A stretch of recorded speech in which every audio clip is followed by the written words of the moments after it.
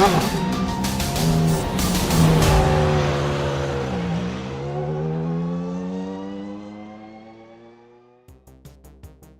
Title Saturday. It is the week of weeks where national championships in college football get decided. It is the week of weeks where drivers will look to secure their iRacing titles. Here in the Grand Prix Legends Series, that is still up for grabs, and it is down to 2 with how the drop rounds have factored out. It's Sebastian Tixier versus Hervé Trengarade, and you ask for one of the most brilliant high-speed circuits that the world has to offer. More known for its motorcycle prowess, this is Phillip Island, and this is round 12 of 12 of your Grand Prix Legends Series for 2023 Season 4. Good morning, good afternoon, good evening, everyone watching around the world here on the Global Sim Racing channel. My name is Jake Sperry. Alongside me in the booth for today's action will be Joey Atterbury, and roving around the pit lane will be Mick Claridge for us here today. On the cameras and directing them is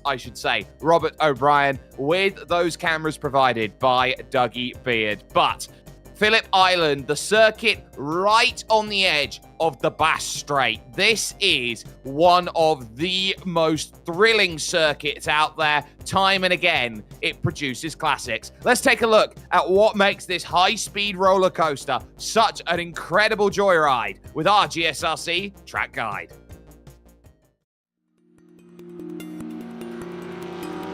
Welcome to Phillip Island.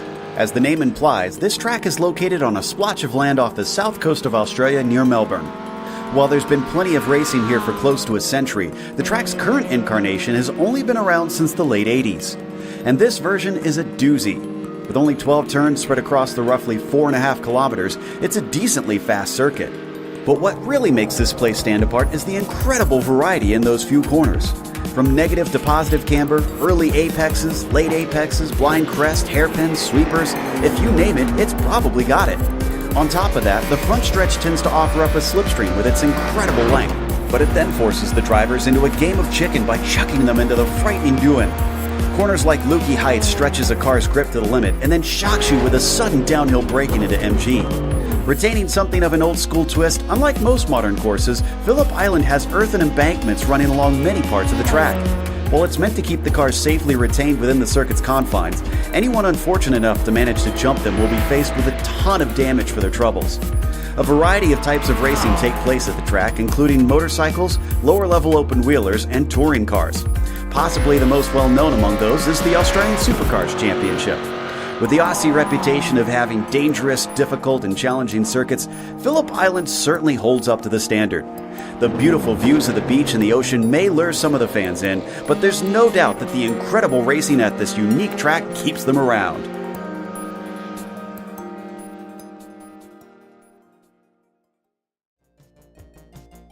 And that's just a look at what makes this circuit really, really technically challenging, despite the fact that on paper it looks like quite an easy challenge. It's all about speed and the parabolic corners here today, Joey. This is the sort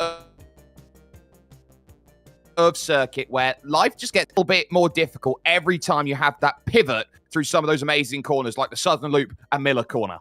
I think you hit the nail on the head with it is fast. It is fast and flowing. 12 turns, 2.76 miles in length here at this Australian road race circuit. And we've been talking about it. It is fast. Turn 1, an incredibly fast sweeping right-hander. You have to lift, and in these cars, remember, there is no downforce being made, so you really have to drive these cars through these very long corners. The front end doesn't want to turn. The rear end wants to turn too much on exit, so you got to really have to tiptoe your way around 2 big passing areas, turn 4 and turn 10. You also notice those are the slowest sections on the racetrack. You have a brake zone going into them, so you can take advantage if you are right in the slipstream of a competitor in front of you. But the last turn, turn 12, Swan, you better get the power down right because it leads down that front straightaway. And that Gardner Straight has been such a crucial place for overtaking into Doohan Corner, which is the opener out there. That is the car out there on circuit at this moment in time, looking absolutely glorious. But this is what they're up against here today. Sebastian Tixier, with his drops, has 14 points of margin to drop if he fails to finish inside, or finishes outside, I should say, the top 5. Hervé Trengrade's got 1 goal today.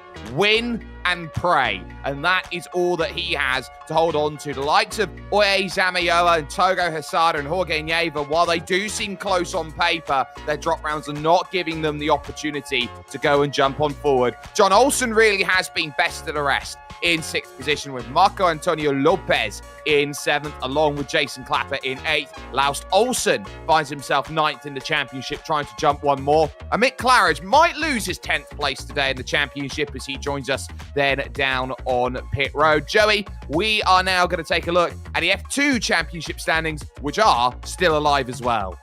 Correct, and Bjorn Ackerman just a narrow 23 points ahead of Jan Steven. So we're going to have to watch that one. You can go up there and steal that away from Bjorn, so just have to keep an eye on it. Michael Grissinger also locked in a battle. Check this out, only 10 points separating these 4 drivers of Grissinger, Kurt Clapper, Eli Virgo and Costa, and Tobias Harnvey. So that 3rd place also up for grabs. Then pretty big gap back to 7th place Terry Tromshauser. Only 1 point between Shady Ahmad and Kevin Verbruggen. So let's just see how today plays out. Today is going to be such an important day because the Cup of Nations is still alive as well. Spain hold themselves with a 23-point margin over Singapore. They will need a monster day today in order to close that margin down. Norway find themselves in 3rd with an almighty scrap between the United Kingdom, the United States, and the only country that is not united of the 3 names, Japan, who is there in 6th position because that would be United Japan. Then you've got Germany in 7th, Australia 8th, Denmark then trying to jump up ahead of them in 9th, and Finland rounding out the top 10 overall as things stack up in that Cup of Nations. But this is what they have to challenge themselves with today. It's 23 laps of this 4.44 kilometer circuit, 12 turns to battle with, and it's pretty much, Joey, as simple as every session iRacing hosts. Yeah, 17x disqualification, drive through at 17x disqualification at 25 there. I'm getting all of my words bejumbled up here. You can tell it is only 5:30 in the morning, but it is that season finale. We're going to have to wait 23 laps. It is going to be action-packed all day long. It absolutely will. And Mick, I'll bring you into the conversation here. These drivers have been putting those times in. They only get those 2 laps to put those qualifying efforts together on the board. This circuit looks like it does have a couple of quirks out there, and you're definitely seeing from the pictures we've got right now, Hervé Trengrade making that push over the line to go 3rd fastest, that it is surprisingly bumpy around here. Yeah, I'll tell you what, Jake, it's an absolutely unbelievable qualifying session. Seb has really messed up there for me. He's faster than that. He should have been up on pole. He doesn't really want to be messing around with the guys in the pack. You know, there's one word today, netcode. Seb's in Singapore, and it's happened to him a few times over the season now, in the practice sessions as well. He doesn't get a good connection, so he's going to be really, really tiptoeing around. Don't go for any moves around the outside today, Seb. Please, please, please. Well, what we can say is that it is windy here today off the coast of Victoria, Australia, here in Cowes. It is blustering about at 12 miles an hour, 20 kilometers an hour. Track temperatures, you would say, are perfectly ideal for racing here at this moment in time, with it being a nice cool 27 degrees Celsius at this moment, or 81 degrees Fahrenheit track temperature. That is what you would say is ideal for a number of these drivers, and there are drivers up and down the order who are looking to make a start and looking to showcase who has got what when it comes to today's action. That is just about everybody done then with qualifying with 45 seconds to spare, so we'll take an early jump over to your starting grid for this one, and it's Oye Zamayoa who finds himself on the pole with a 29.305. Togo Hasada will be alongside for company. Then it is Ove Trengarade who finds himself in third. Jorge Nieva lines up in fourth position. And there is Sebastian Tixier in fifth place, down 4.5 tenths of a second in qualifying. He will have Heike 360 ES, Xavier Sanchez alongside for company. Nice to see Timothy Vaughan out here making a start. The Club Oz NZ driver in the dead of night finds himself in seventh with Leo Sequeiro in eighth position. Jeff Saunders starts the car in ninth with another Oz NZ driver in 10th, Joey, that being Benjamin Shoko. Then we have 11th place Kevin Verbruggen. Remember, I mentioned he was in one of those 8th or 9th place battles in the F2 championship, so a great qualifying effort for Kevin. Daniel Perez Hoya in 12th, Laust Olsen in 13th, Steve Morris here in 14th, Shinsuke Toshima lining up 15th, Marco Antonio Lopez Salgado in 16th, Rabo Pangrazi in 17th, Eloy Verga and Costa, another one of those F2 drivers, in 18th, Tobias Harnvey in 19th, and Cam Porter in 20th. Over the page then to page number 3 with Bjorn Ackermann, your F2 championship leader, has Sandeep Banerjee alongside him. Row 12 houses Jonathan Jourdain and Alejandro Sanchez with Michael Grissinger and Andres Bruno in 25th and 26th. Then it's Jan Stefan, who's got a lot of work to do today to take the F2 title from his starting position. Terry Tromashauser is 28th with Arnold Koch and Sandro Scherri making up the top 30. The final 7 drivers then all did not set a time. They are sorted by iRacing, which starts with Benjamin Hackerson, more known for his efforts when it comes to touring car style in what is 31st with Jason Clapper, Sam Carasala, Robert Plumley, the world of Kinducci there, Kurt Clapper, Matt Slinden, and Ray Harrison making up the 19th row of the grid there in the number 35 machine. This is going to be a relatively average run here towards the opening corner, but it is a fast opening corner out here today, and that is going to put a lot of drivers on notice. While this is a circuit where you do have those high speeds and contact is exacerbated, you also have a lot of runoff here today, so you do have the time to gather the car back up, albeit not necessarily on asphalt, but rather on grass, as this Phillip Island scan indicates. This is going to be a difficult 23 laps, and whoever walks out of here with the title, Trengarade or Tixier, it is a very simple story. Get it over the line. That is all you need to do, and all you need to focus on. Results come straight after that. Lights on here at Phillip Island for the season finale of your Grand Prix Legends, and we are underway. Trengarade has a little bit of a slow start, big slow start there off of the middle of the grid there. Saunders looks like he's gone absolutely backwards. Timothy Vaughan went nowhere, heading through to the opening corner here of Dewan, and it's a nice clean start at the front. Zamioa with control through the southern loop. They will now start to drive. Trengarade finds himself back in 5th. Not the start that he was hoping for. Just a terrible start for Trengarade. I also see Timothy Vaughan fell a few places. Same thing with Kevin Verbruggen back there as these tires are squirming for temperature. And then here we go. That's Togo Hisada looking down towards the lead. And he takes that position away fantastically. Tixier behind, looks to sneak past Nieva into 3rd position, heading through Siberia, turn 6. Out on circuit, manages it without really too many dramas at all. So Togo Hisada out there here today, leading in that Japanese-inspired Lotus 49, almost mirroring the Lola that was created in terms of a chassis for Honda, as he makes a small mistake up Lukey Heights, and that puts everybody on notice down the hill.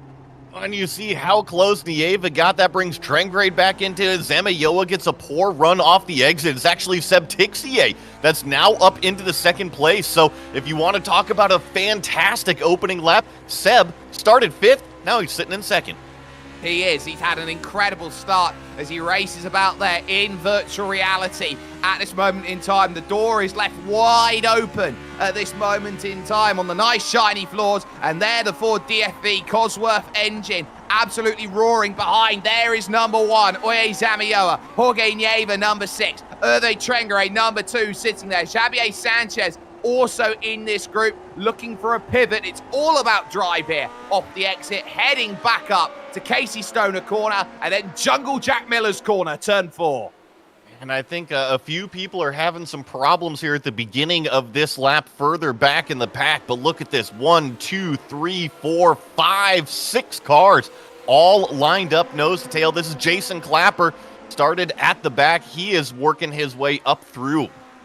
Clapper's not the sort of driver who gets into troubles really in a race like this. He'll search for the inside then at Miller Corner. Big look behind him then, trying to get that sorted. I think that just about managed to settle itself out there as they went through. Alejandro Sanchez as well in the middle of the pack finds himself in a bit of a race here because he's got Tobias Hanvey just in front. Sandeep Banerjee leads this group of four with Jonathan Jourdain, Arnold Koch, and Benjamin Hackerson, who is on the back. The road to El Dorado is paved with gold for Alejandro Sanchez. Apparently, it takes a detour here through Australia. And down into this dip here as we jump back to our lead, coming through the final turn. Swan here out onto the front straightaway. You see the pack of 5 all tucked up into each other's slipstreams. You can get a tow down this front straightaway, but we've been talking about it since the beginning. Look at how fast and arcing this turn 1 is. You got to make sure to keep it on the racetrack as we almost slide off there.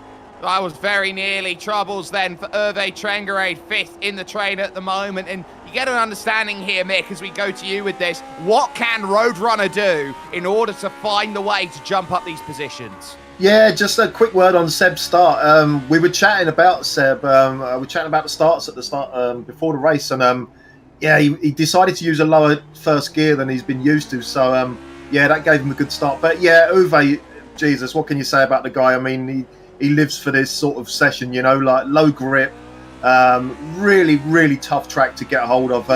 Wow, we just see him lose the back end there, and Uwe's going to be all over him here into Lukey Heights. But yeah, he'll give it a good go. He's going to go for this today, and there's he's got the spot there. Nice one. So yeah, that's one down. So yeah, he's going to go for this. I know he's going to go for it. He's got this. He's up for this today. I know it. He is. That's Jorge Nieva with 2 issues, 1 at the hay shed, 1 up at Lukey Heights. And on lap 3, he finds out what makes this circuit so variable and so difficult here, Joey. It's windy here today, and these cars are light. You could absolutely pick them up. You could pick the front up with just your index finger. They're that light. Well, maybe. I'd like to see you give that one a try, but you're right. They are under 1,500 pounds. I want to say they're about 1,100 or 1,200 pounds, and when you have some wind out there, you think, well, cars that have downforce, those are the ones that are affected by the wind, but when you are as light as these cars are, trust me, it's like a paper out there. You can just be blown around. Absolutely can, and now the focus is clear. Who can get what? Hesada leads in this title finale race here around Phillip Island. Lap 4 into Miller Corner and piloting himself around the former Honda corner on this circuit. This used to be the Repsol Honda test track then for MotoGP. So there's certainly a sense that Togo Hesada has some form of affinity here around this track, and he is piloting without really too much concern, managing that gap at the front, staying consistent around 3 to 4 tenths of a second. I look at this racetrack, I look at Togo Hesada's driving style, and I think that this track really fits drivers that want to get out there and manhandle and drive these cars. But then I look at everybody else, Jake. All of these drivers up front love driving these cars at the limit. This is, I think, why we have such a long train here at this Phillip Island circuit. And of course, you've got the long slipstream that gives that huge benefit, that advantage that we have seen so many times to all of these drivers. Hesada in control, but Tixier might, for the first time, have the run he wants on the Gardner Straight. Pulling over to the outside, looking to take command of this race. Hesada gives him just enough room on that inside line. And look at this from Tixier. He'll now take the inside line into the southern loop, and he will wrestle control of the championship away with the race lead, and he will say, if you want to win this title, Hervé, you will have to pluck it from my hands. And it's also just great respect between Togo, and here we go. There's the move down Togo, or down to the inside here. This is where Togo got the pass done for the lead. He's off the track. He's not only going to go from 5th all the way back to possibly 1st to 5th. Well, he's going to have to fight here. Jorge Nieva through the corner. He's just about going to manage that at Siberia. But just like that, first down to fourth position in the blink of an eye. And Mick, that was what we were talking about, the side-by-side that Seb was worried about. Yeah, and I actually think, Jake, that Seb left a bit too much room there just to stop any potential netcode. He knows Togo is in his part of the world in Asia. Seb's going to be worrying about this today. I think he actually may have even, I wouldn't say drove off the track intentionally, but gave enough room to stop the netcode. I'm sure of it. Yeah, it's so easy to do here today. It's very easy to break 2, 3, 5 meters away, Joey, from where you want to and sail 20 to 30 meters down the road. It's that sort of circuit today. And you have to be careful because if you overstep the limit, just like what we saw, even putting two engine, tires up. Bang! Oh! That's an engine gone, and it's Oye Zamioa who's straight out of the race. And there goes there's Trangrade round. as well. He just spins it himself on the exit of one. He's going to get it going, but that is 2 out of the top 3 dropped out. You can't write it in the space of one corner. Second and third, 2 separate incidents, take themselves out of contention. Here's a look at exactly how that came about. Zamioa then, just too aggressive on the downshift, in through the opening corner. That pops the engine from behind, bang! There it goes, and he finds himself sliding out of the race. Trangrade, I think, was spooked by that. It affected his line there, and very simply, Joey, goodbye, he goes. Yeah, and we're going to get another view of this. So the second car in line, the white car with no stripe, he's going to lose the motor on a downshift. See the smoke, see the slide, and now watch Trangrade on corner exit. I think you're right. He's just maybe a little bit distracted, got on the gas a little bit too much, and around it went. And part of that as well, Mick, I want to get your opinion on that. He did cut the curb on the inside there of turn 1 at Doohan Corner. Would that have pitched the car into maybe a little bit too much of a slide that he couldn't handle and wrestle back? Yeah, absolutely. I'm thinking the same sort of thing as Spoon Corner in at Suzuka. You put 3 wheels up on the curb or 2 wheels up on the curb. One doesn't just ride up just enough, and you're going to go around. I actually thought iRacing brought in a oil slick damage model there for a second because it did look like it, didn't it? It did. It really did. There you have it, though. The lead has completely flip-flopped again through the front. So Hesada still leads this race. You got Sebastian Tixier now up to second. Jorge Nieva is now third. Xavier Sanchez fourth. Leo Sequeiro fifth. Benjamin Shoko now in sixth. And Hervé Trangrade has dropped back to position number 7 here in this field. So it's a long road to recovery, and he's got to find 7.5 seconds on this incredible group. And to get to the front, I think title aspirations now might be a bridge too far, but he's going to have to throw, Joey, everything at it. You can't go home with your head hung low, so you're right. You're going to have to throw everything at it. And I'm looking at timing and scoring. We're only about a third of the way through this race. I think that Trangrade could probably climb back up to the top 5, but you're right. When you look at the big picture and where Tixier is and those points that he's gaining, you're going to have to hope for a mistake up front to bring that championship fight back to him. There is Benjamin Shoko in 6th position, the first port of call for the Roadrunner, Hervé Trangrade, at this moment in time. Shoko looking to really pilot, hasn't been as active, we should say, this season, Joey, but he is someone who can always knock on the door of some very solid and consistent results. He's been a top 10 runner for at least the last 2 years.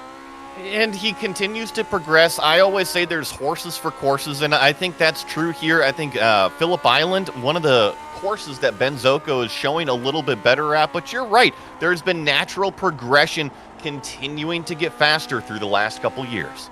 Now, there's also been troubles out there for Sam Karasala. He's down now on pit lane. So it looks like we've had one driver fall afoul of the racing action that we've got here. Here's a GSRC look at exactly what has gone on here with car number 14. Whoa, right on the exit of Siberia, going through the hay shed. You're not really going to recover that one. Oh, that's a hefty hit, even though it was slowed down aplenty.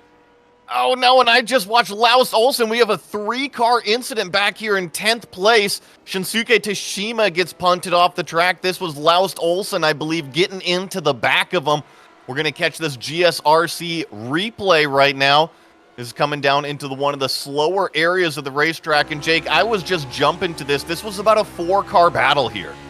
Well, the difference here, Laust Olsen carries the speed, car in front doesn't, and this is how quickly. Now watch on the left-hand side as Olsen's had to back out of it. He can't get it slowed down. Effectively, the house of cards there falls pretty much in the blink of an eye, and that, you would have to say, Mick, in terms of your look at that, is a little bit clumsy as race leader Togo Shunsuke Tashima, the other car that's out there, has found himself around 2 Honda-style liveries out there. Tashima in a world of trouble.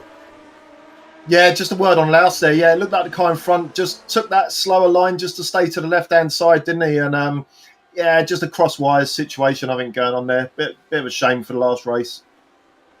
It happens. Timothy Vaughan to the inside at turn 1 here at Doohan Corner. Gets it done on Stay Maurice. Moves up then into 9th position on the recovery after the start. Now, there is Hervé Trengrade. He has just set, Joey, the fastest lap of the race. He is dogged in his pursuit of Benjamin Shoko.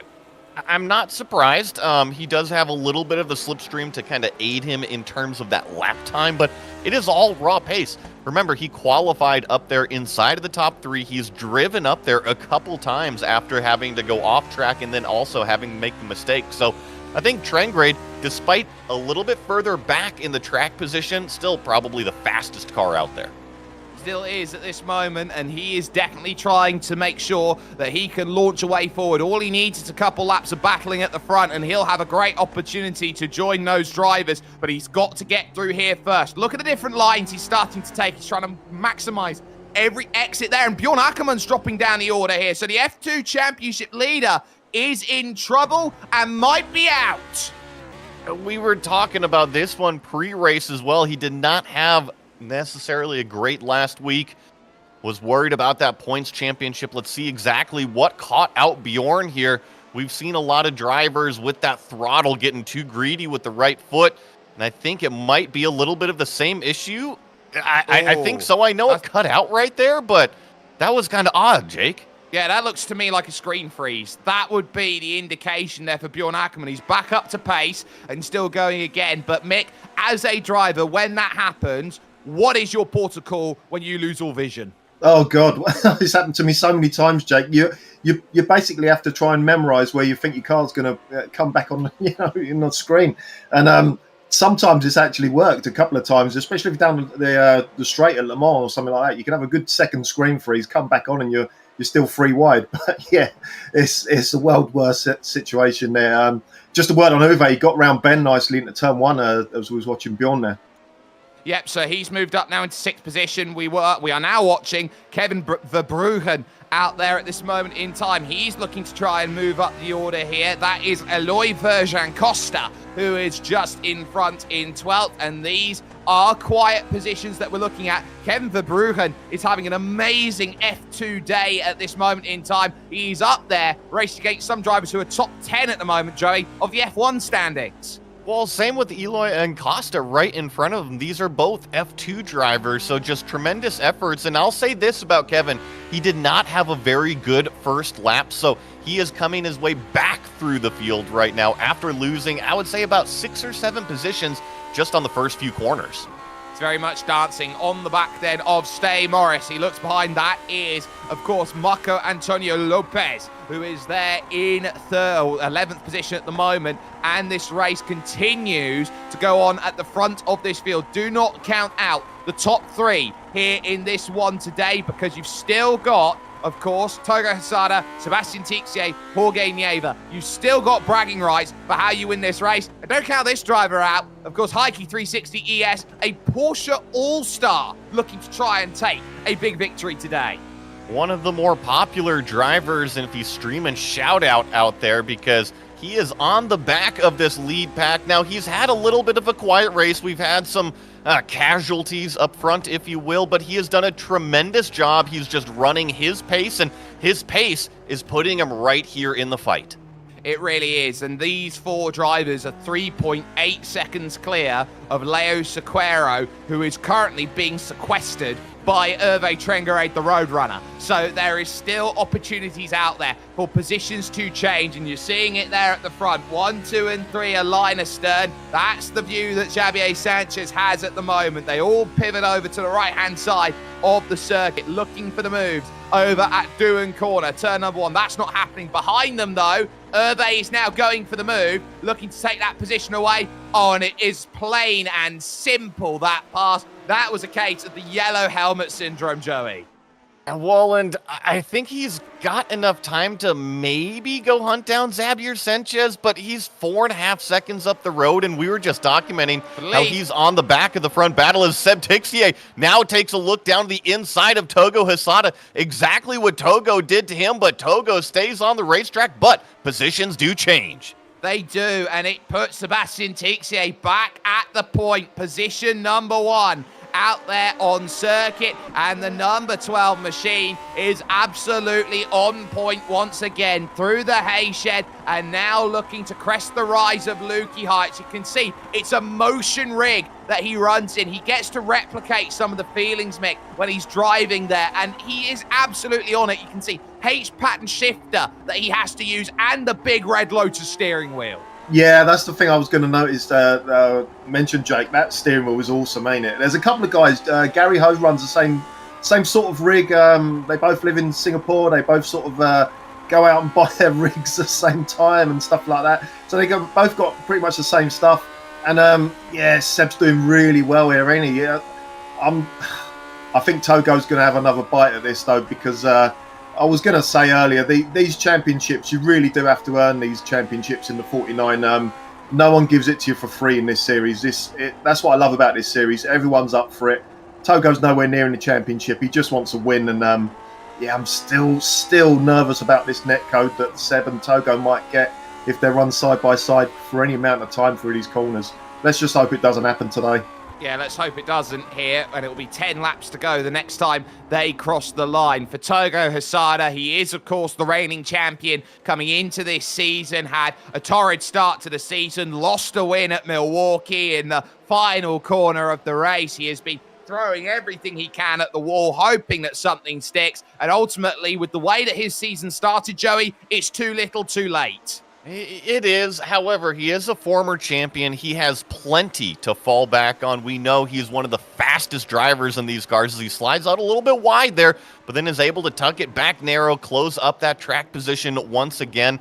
And I just want to look at the big picture here, Jake, because I'm a nerd for data. I know this race up front is incredibly close, but I'm thinking if these three start to battle, trend grade, he's only about 3.5, 4 seconds back, running an identical pace. Now, that's not enough to catch him. However, if he starts taking chunks out at about 0.5 second per lap, if they're battling, it's not impossible for him to reel this in. Speak of the devil, look for the inside, and the door gets shut. No chance of an angle to the inside for Hesada. Trengarade, fastest lap of the race, 129.590. He is definitely trying to close down this margin here at the front with 10 laps to go. 29.9 for Sebastian Tixier. It's a 29.5 from Trengarade, so 0.4 of a second. A lap will get him to the back of Xavier Sanchez on the final lap of the race. Might not be impossible, and speak of the devil, Sandro Skerry will now just become the first piece of lap traffic.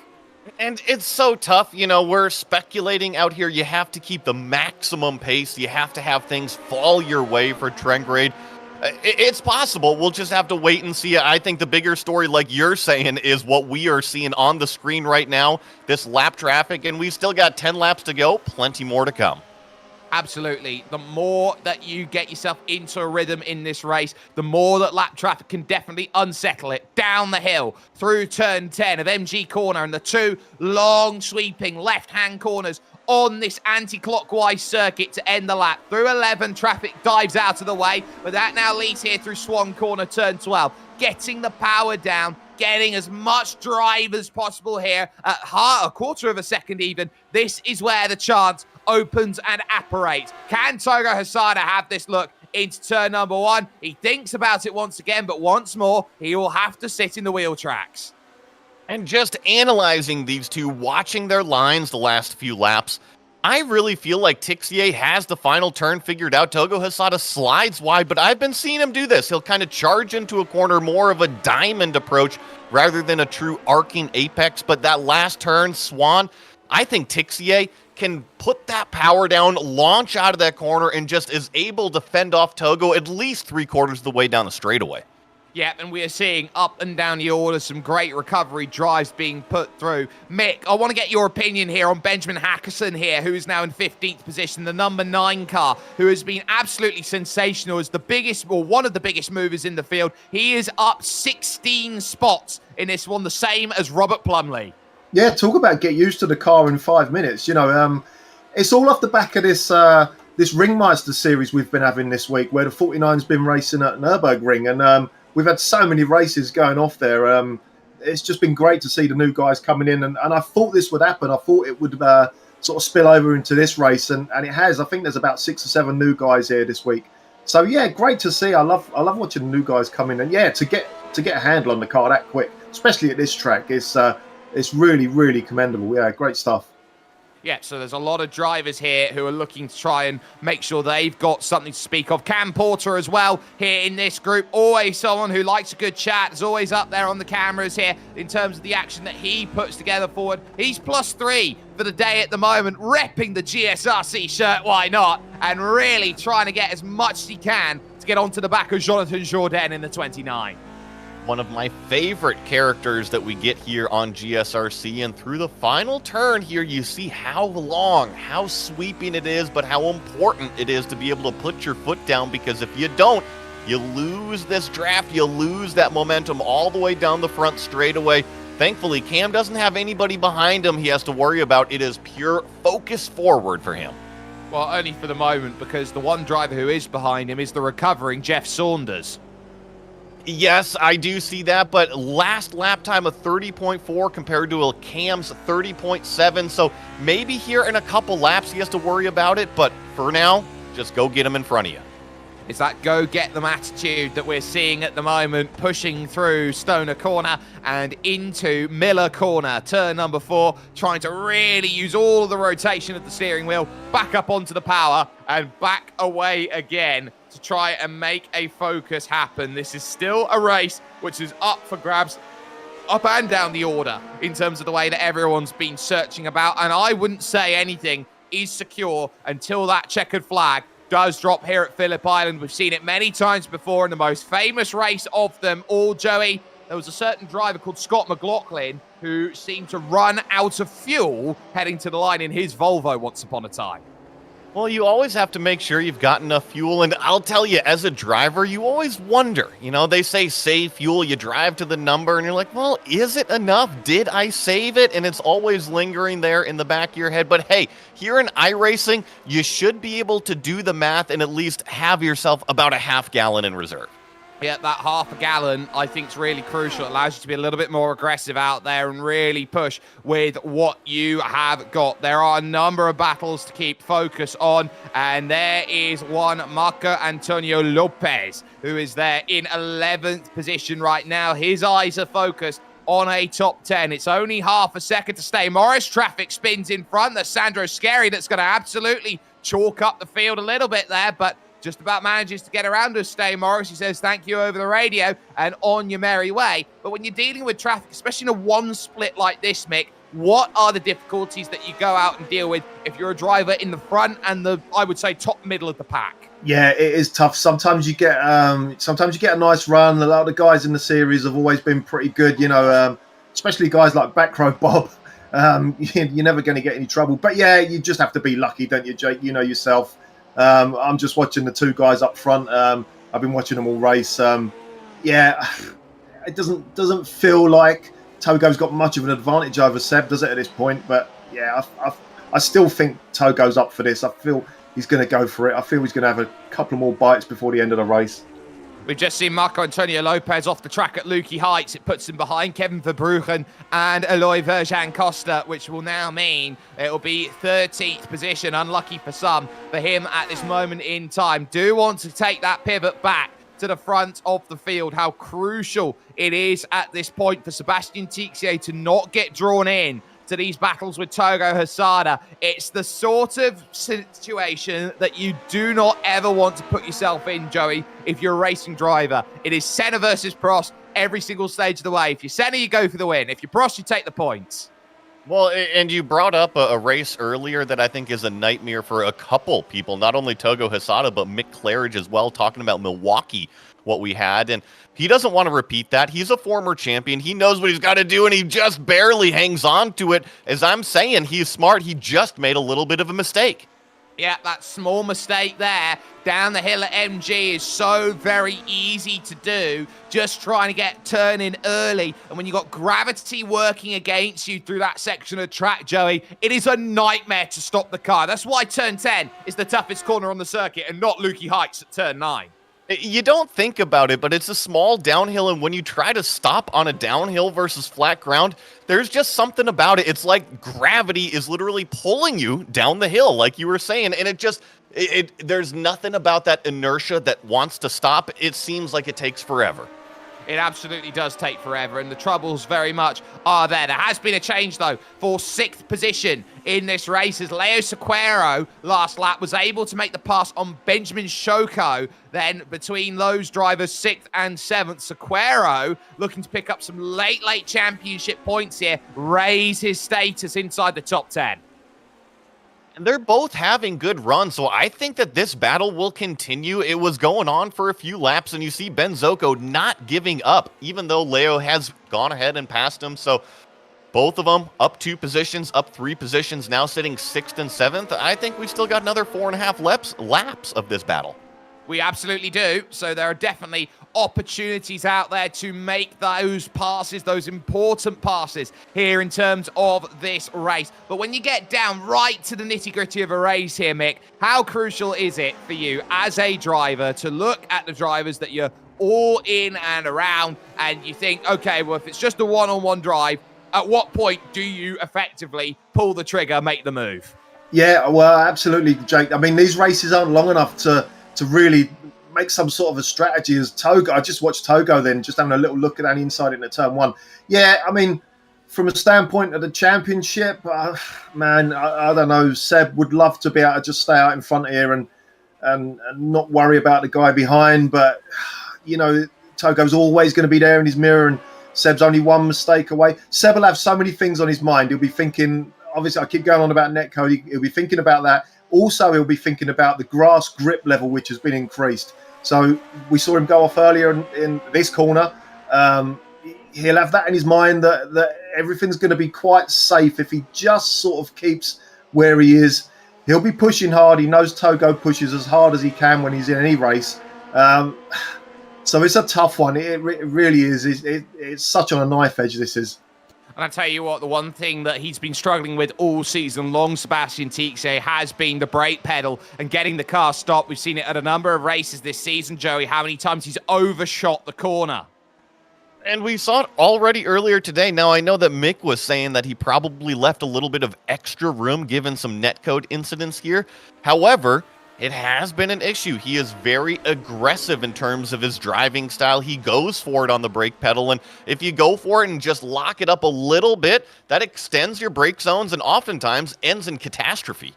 It absolutely does, and that can sometimes be the issue. This group, these top 2, they've been running each other pretty much to their level best, because look at the gap they've started to pull out here. It's 1 second over Jorge Nieva. Trengarade, another fastest lap, has now caught Javier Sanchez, who has fallen off the pace of the front drivers. So Trengarade has been able to pull back in Javier Sanchez in the race for 4th position. Top 2, it's still Tixe versus Hisada, and they're pushing each other to 110%. And it's got about 2.5 laps left here remaining. I think Togo Hisada is plenty close to really make a move. As Mick was saying earlier, Jake, he's been making a poke down at the inside of turn 1, but he hasn't been quite close enough yet to make a move. And speaking of making moves, you've got someone like Hervé Trengarade, who's been in it for the fight all season. He's been a driver who's really struggled so far to find victories, Mick, in terms of his championship push. But it's been the sheer consistency, how Hervé is always a fixture inside the top 5. That's what's got him to this point. Yeah, absolutely. And another guy who's been really great at that is Oye. And, of course, Seb. You know, I mean, these guys have been really consistent. Togo's, like you say, we had a mess up at Milwaukee and a few other places, just got thrown out the championship basically by those mistakes. But Yeah, it's been another good season for Uwe. Let me just say, we in the Discord channel, in the Lotus 49 Discord channel, we've got a saying: if you're going to Uwe a race, it means you're just going to turn up and not practice and just see how you get on. That's what Uwe does. He does not practice for this series. Just remember that. He's been here for years and years and years. I've known him for over 10 years in this car now, and he just doesn't practice. He turns up, he does about 20 minutes before the race, and then that's it. And then we go. And he's fighting for the championship. It's just great to see how good he is at that. It's pure instinct the way he drives, and he just managed that round the outside of Doohan Corner on Heike 360 ES. Xavier Sanchez, brilliant stuff to make that happen. Covers off the move then at Miller Corner, and now just about overextends through, but he'll gather that back on the exit. Holds on to that fourth position as the top three sits with a lap and a third to go, Joey. And Jake, I was watching our front battle. Let me tell you, Tixier got aggressive on the brakes, locked it up here in this corner. It has drawn Togo Hesada ever closer. The lead, the battle, it's raging on. It is, and Tixier knows he's now having to pull the defensive cards out. A very defensive line through MG Corner, and this is where he's going to have to open up the binders through turn 11 and then through Swan at turn 12. This will be the run for the final lap of the season, and Tixier knows he just has to keep it on land terra firma by 5.8 seconds, finish inside the top 5, and hope these drivers behind don't get involved. Here comes Togo Hesada looking for turn 1, but on the outside, Tixier is pixel perfect. He cannot argue with that one, Togo. That was just sheer bravery around the outside, but there are still many chances around this circuit to make the move. The run out the southern loop is certainly one of them. Set it up through Casey Stoner Corner. Look over towards Jungle Jack Miller's, and now can you find it? Heavy defense again on the inside. Hesada throwing the kitchen sink. Top two collide, and it's Hesada who comes off second best. Nieva jumps to second. He'll look for the outside here at Siberia, trying to take the race lead. Up and under attempt coming, but it's not quite there. So now you're going to have to be patient here through the hay shed up to Lukey Heights. How much damage is there on your first and third place runners? It looks like Hesada's okay. Nieva with a power look at Lukey. Has he just shown the car too early as he almost runs off the road? So too does Seb Tixier. Down the hill at MG, it's Hesada trying to go around the outside. Tixier has everything in the back pocket as they scrap it out for second behind. He will get the luxury of going away. Nieva takes a tap, but Sebastian Tixier, what more can you say? He has been up and down. He has been a live wire all season, but he somehow always takes the points, and he will mark it with a big point, an exclamation of a championship, Joey. Fending off Togo Hesada on the final lap, getting the 3 wide potentially. Nieva trying to sneak his way in. That was a last lap to end the season, if I've ever seen one, Jake. Absolutely perfect, and an incredible season full of incredible drivers, and the work that has been done to put the points in on the board. Everybody has been searching around trying to get what they need out of this one. Jan Stefan finds himself 8 laps down in all of this, so it looks like there will be safety in this championship for one Bjorn Ackermann in 27th position. He should be cresting up Lukey Heights right now and make it's not just about the F1 drivers, it's about the F2 drivers as well, because all these drivers, 1500 iRacing and below, they have just as much right to go out there and race as everyone else, and they all also put in the hard work and dedication. Yeah, absolutely. I'm just wondering where he is in regard to the championship with Michael Grissinger. I think he's okay. I think Michael's going to finish ahead of him, but yeah, I think he's okay. What I've been saying all race, Jake, netcode. It was netcode between Togo and Jorge there at the end in the last turn. I can't believe that. And yeah, I'm so happy for Seb. I know Seb so well. He's one of my best mates on the service, and he really is one of the nicest guys out there. And yeah, I can't wait to wind him up in the interviews later. So yeah, great stuff from Seb there. There's some fantastic racing that's gone on. The donuts out in force for many drivers, and Bjorn Ackermann one of the first to do so. We're going to step aside for just one moment. With the Global Sim Racing channel, we'll get post-championship fallout then from the racing that we have had here at Phillip Island and the season as a whole.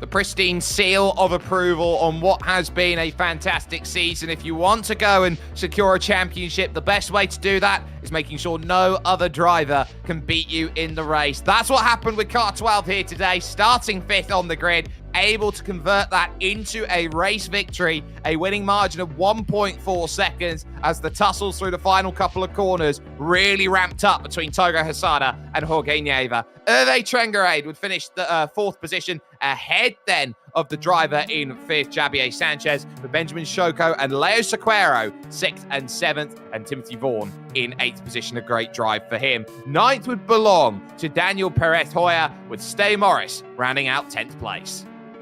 In 11th, we have Eloy Verga and Costa here.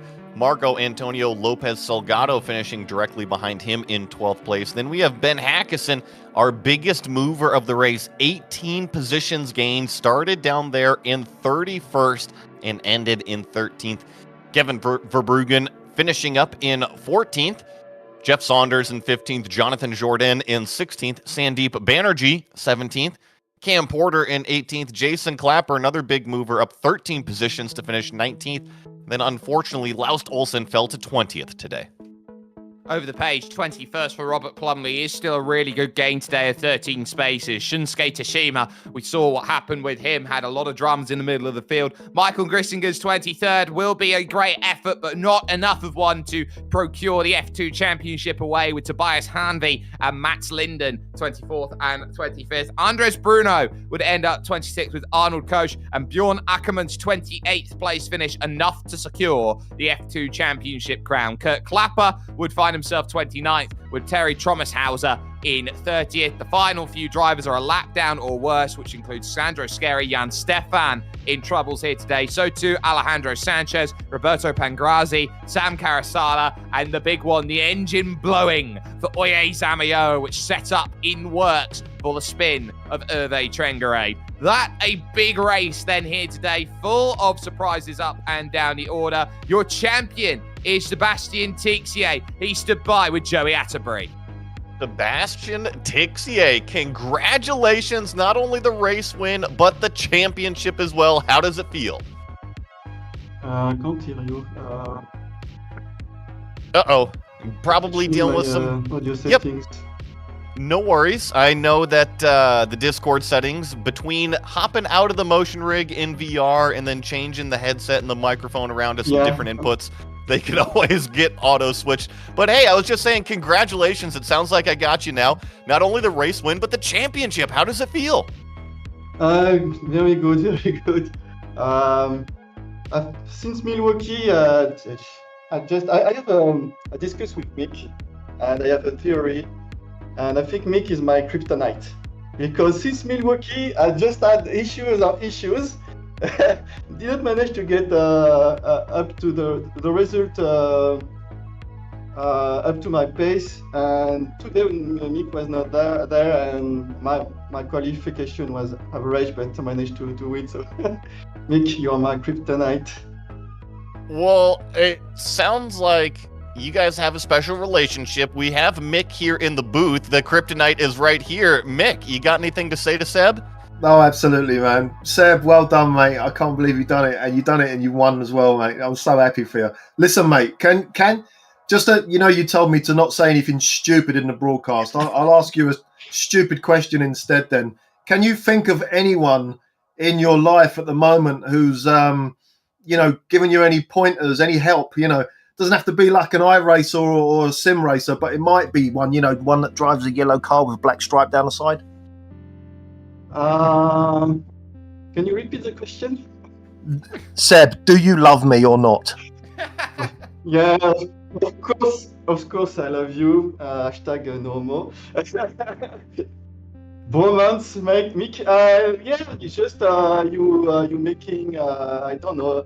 You say I love you, but I think you don't love me much because you always find a stupid, piss poor excuse to not come to see me in Singapore. And yeah, so it's a bit disappointing. I'm on my way, mate. Don't worry. Next year, this year, next year. Okay. Yeah, we up the other, mate. We will try to meet in Japan with Togo. Yeah, we will do. Well done, mate. Well done. Thanks. Well, I think that would be one giant party over there in Japan with everybody getting together. This is one of the reasons why you guys race this L49 community is one big happy group. And looking forward, you wrapped up the championship here. Are we going to see you back full-time next season? Yeah, of course. I love all those fucking bastards of the Lotus 49. All those old guys like me with always complaining.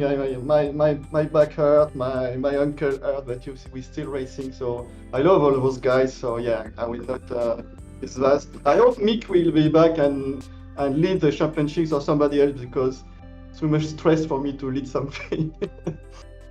I think if you're racing, Mick is definitely going to want to come and race. And lastly, is there anybody you want to thank?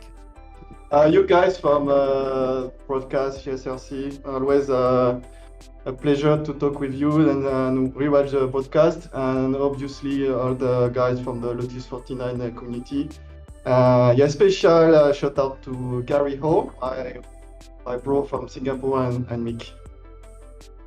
That was Seb Tixier, not only the race winner, given some love, but also your championship winner.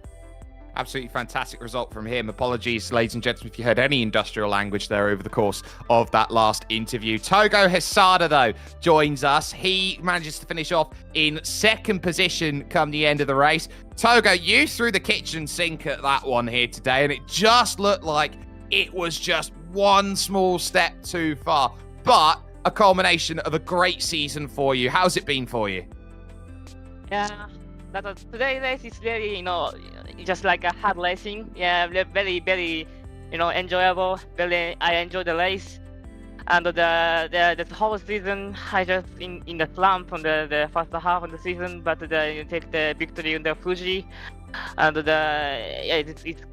it's not so. I just not make many wins it, but under the championship fight. But it's a really fun battle between the lot of guys, and I enjoy that, so I'm really happy for now. You're happy for now, but let's talk about what it means for you. You came into this championship as the reigning champion. You put yourself through a difficult opening half of the season. Second half of the season, I think you were second to none in terms of the results and the amount of pressure you put on everybody else around in terms of the racing. What do you think, with a 2-week break, do you feel like you can continue to carry that form into the 2024 season with the ability to go out there and really show that, okay, this might have just been a blip. I can go out there and I can win maybe 4 or 5 races next season? Yep. Actually, I did the series. That is a FIA F4 regional tour, and I took the overall third this season. So I know the already. The next question is, can you confirm that your home is the one that you're in charge of next season? What? Sorry. As in, do you think you can win the championship? Do you think that you, as you say, Lotus 49 Series is your home? Do you think that you are in charge of your home next season? Yes. Actually, every season, I hope to win the championship. So just continue to prepare, practice, and hope to fighting for the championship again. Well, the floor is yours, Togo. Anybody you'd like to thank with a second place finish here today at Phillip Island to close 2023 out? This GSRC community, GSRC broadcast teams, thank you. and the Lotus 49 community, my family, and actually watching my high school friends. Couple of weeks this season, so that they cheers me. So that this my pleasure to watch the actual friends. So yeah, that's it. Well, there is a lot of pressure up and down the order, but Toga Hisada has proven that when you put pressure to these drivers, you can create diamonds. An incredible result from him and a driver who is so young and so talented. Jorge Nieva would end up on the other side of the podium in third position, stood by with Joey Atterbury. Mr. Nieva, congratulations on the third place finish. Thank you, guys. It seemed like that last lap, you had a chance at stealing away the win. What did that look like from your eyes? Well, last lap was amazing because I already thought that I didn't have any chance, and then Togo and Seb had the little crash, and Togo really slowed down there. Seb almost. I tried to make it on the outside, but it was impossible, and then a little later I made a mistake, and Togo could recover his position, and in the really last corner I wanted to stay there so we could try to make a drag race to the finish, because there's a lot of space between that last corner and the finish line. But well, we had a little netcode or something, and at least I got the podium. I didn't deserve. You did get kind of shoved off the track there a little bit. I'm sure your heart went into your throat for a second. But thankfully, like you said, you ended up on the podium here. I believe you will stay probably fourth in the championship in terms of the long run. Looking into next season, you going to be back full time, and are we going to expect another great dominant performance again? I mean, you're only, a handful of points out from the lead at this point. I think this season I could have made better position in the end, because I had bad luck with some little crashes here and there, and only one of them my fault. But well, I think next season I'm going to try to repeat at least the same results, and I hope I can still improve, because it's really hard with all these people. But well, I enjoy it, so I'll be there. I think you do a tremendous job, and I actually have Mick Claridge in here that wants to ask you a question. Hi, mate. I just wanted to ask, just before I ask the question, just a little bit of your history. I know you've been in sim racing probably as long as me, and a lot of the guys in the GPL community, came up through the ranks of Grand Prix Legends and Live for Speed and all those sims, and then into iRacing now. But the question I want to ask you, and it's on the lips of everyone in the community in the Lotus 49, is how the hell do you pronounce your first name? It's Jorge. With a hard J, Jorge. I don't know if you can make that sound, but it's the G sounds exactly like the J in front. Right, so do it again. Jorge. Almost. You need a R in between. Yeah, there you go, guys. There you go, guys. See, it was a good question. See. Okay. We'll work on your pronunciations, Mick, but no problem. I will leave it at Mr. Nieva. Is there anybody that you want to say thank you to? Yeah, of course. I want to thank the Spanish people who meet me this season, especially the ones that came here by my recommendation. I think they made a gorgeous season, especially Oyer with a first season with this car, really improving its race, but also Leo and Ricardo and Eloy and Danny. It was really fun training with them, and I love them. They're the best. Well, congratulations on a fantastic season, and in my opinion out here, Jorge Nieva, one of the dark horses to watch in the future. Coming home third today, driver of the number 6, Jake. Yeah, brilliant result from him, and a season where maybe there could have been a little bit more on the table, but I think he's only going to grow into just how incredible of a driver he already is. We are going to take the chance very quickly to chat with Cam Porter, an 18th place finish at the end of the race. Cam, you managed to match your number here today, so car 18, position 18. That's pretty much when you jump into any iRacing race that's out there, that's normally the first aim to complete. I'm sorry, I didn't quite hear the... do you have a question? Yeah, the question is, are you happy with that? Well, no, it was a fun race today, and it was really thrilling, had some good battles. Unfortunately, I keep redoing my own races. I had a great start. The opening lap, it was amazing. I was up to 13th position, and then I threw it away just by overshooting turn 1 because I didn't account for the draft. I always forget about taking into account for the draft. And then later on in the race, I was trying to defend against Jeff Saunders on the last lap, and I lost a few positions there too because I went off track. But overall, really thrilling race today. Had fun, and had gains to both my safety rating and iRating, so can't complain about that. Absolutely can't. And in terms of what you've been looking at this season, how you've been looking to improve with this car, it's always a difficult series out there. It's full of very difficult circuits, but you come to a circuit like this one here at Phillip Island, where it's a little bit more open, a little bit more freeing and flowing as a track design. Does that almost take you out of your comfort zone a little bit when you've had so many difficult tracks back to back to back, or do you see this final round, or did you see this final round as a piece of relief for you? I came into this race with high hopes, actually, because I've done a lot of laps here. I race supercars regularly, and Phillip Island is almost always on the schedule, so I've done a lot of laps. I was feeling good, and yeah, after the first lap, I was like, I'm going to do it. And then, of course, I throw it away. But obviously, I need to come back next season with renewed concentration on being more consistent and just keeping the car on track and pointing straight. Well, unfortunately, the hubris of Cam was not quite what we were expecting out there, but still a really good result for you over the course of this season. Is there anybody you'd like to give a thanks to? Maybe something on your shirt maybe might be a good first place to start. Well, obviously, I want to thank GSRC for putting on a great show every single week throughout the season, and however many years you guys have been on now, over 10 years. So congratulations, and thanks again, and we'll see you again next season.